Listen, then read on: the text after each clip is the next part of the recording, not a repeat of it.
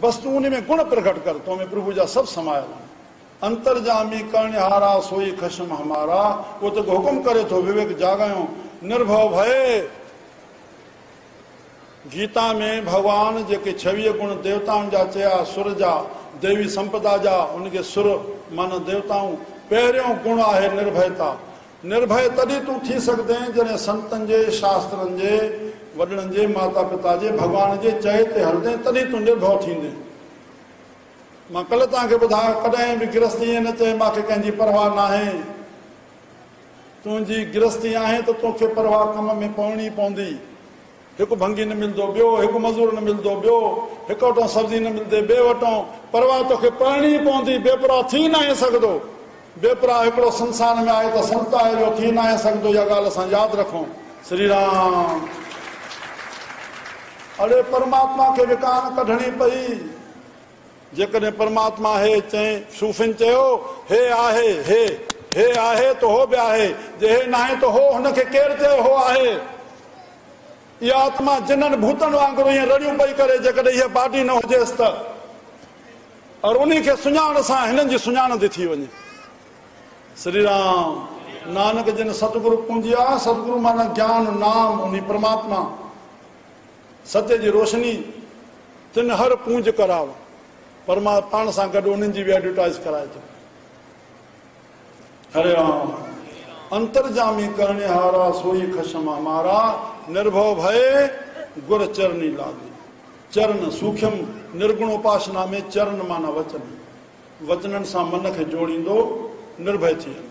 संत छा था चवनि, उन वचननि ते हले, काई बि परवाह न करे केरु छा थो चए। निर्भव भय गुर चरणी लागे, कराम नाम आधारा, सफल दर्शन अकाल मूरत। काल खां रहत। श्री राम।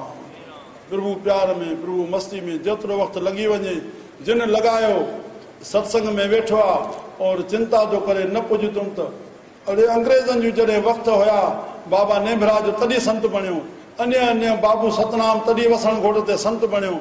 वसण घोट वटि आयो, हुनजो सतनाम जो फोटो लॻल हो, मथो टेके हलियो वञे। उन ॾींहुं चयांसि हे बुहारी त पाए। हाणे उन ॾींहुं जे इंस्ट्रक्शन थियणी हो, साहिब अचणो हो, टिकट कलेक्टर हो। वरी मोटियो, शेवा पूरी कई, वरी दर वटो साईं वसण घोट टई भेरा दर ते बीठा रहिया। चई हीअ शेवा कयूं वञे। मन ऐं ॿुधी सां तोड़ लॻो त होॾे इम्तिहान आहे मुंहिंजो, साहिब अचिणो आहे। और कॾहिं संतनि हिन खे शेवा न चई। कोन चवंदा आहिनि शेवा।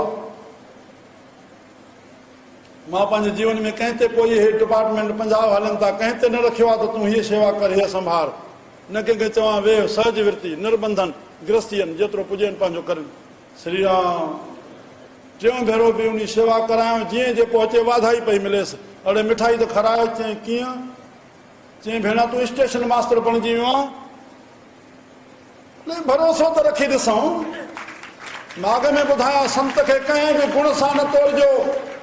संत मिठो ॻाल्हाईंदा, संत हे ॻाल्हाईंदा, अड़े कई संत गारियूं ॾींदा हा। तव्हां सूफ़िन संतनि जा फोटो ॾिसो, सिंध जा मजाल आहे कंहिंजो खिलंदो फोटो मिले।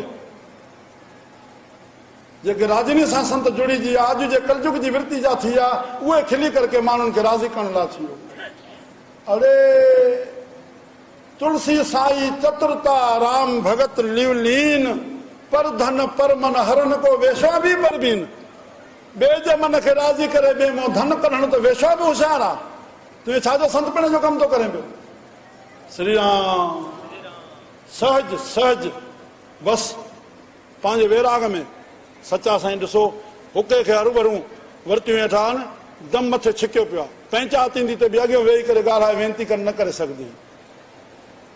बसि अबा साईं बि हमेशह ईअं श्वास चढ़िया पिया आहिनि।